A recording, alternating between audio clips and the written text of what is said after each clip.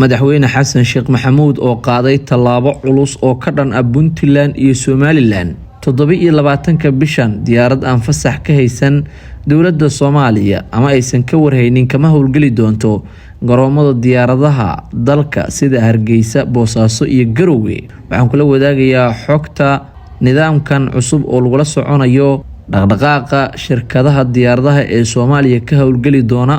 iyadoona ay xusid mudan tahay in nidaamkan cusub uu qabanayo qof kasta oo diyaaradahaasi Soomaaliya maraya adeegsan doona. nidaamkan waxa uu Soomaaliya u sahlayaa in cidii ay doonto ay ka reebto diyaarad, cidii ay rabtana ay u fasaxdo. hadii ay tahay markii ugu horeysay soo booqatay like muuqaalka, sidoo kale subscribe oo gambaleelka furo si ay wararkeenu ku soo gaaraan. dowladda federaalka ee Soomaaliya ayaa waxay qorsheynaysaa inay dhaqan geliso nidaamka cusub ee loogu magac daray Electronic Travel Authorization oo loo soo gaabiyay ETA, kaasi oo si buuxda u xakameyn doona socdaalka rakaabka ka duulaya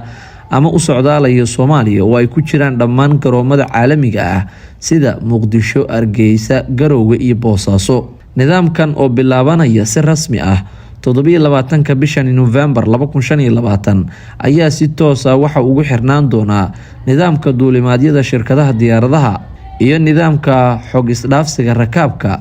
sida uu muujinayo dukumiintiyo la soo dusiyay oo laga helay. marka nidaamka cusub ee ETA loo soo gaabiyo la hirgeliyo, lama ogolaan doono in rakaab loo saaro diyaarad ku socota Hargeysa ama meel kale oo ka mid ah Soomaaliya haddii uusan ogolaansho ka haysanin nidaamka cusub ee ETA ee dowladda Soomaaliya ay la timid. nidaamkan cusub ayaa siinaya dowladda Soomaaliya awood ay ku aragto xogaha socdaalka oo ay ka mid yihiin magaca oo buuxa, taariikhda dhalashada iyo faahfaahinta baasaboorka, taariikhda safarka, fiisaha hore, faahfaahinta tigidhka iyo goobta uu ku socdo rakaabku.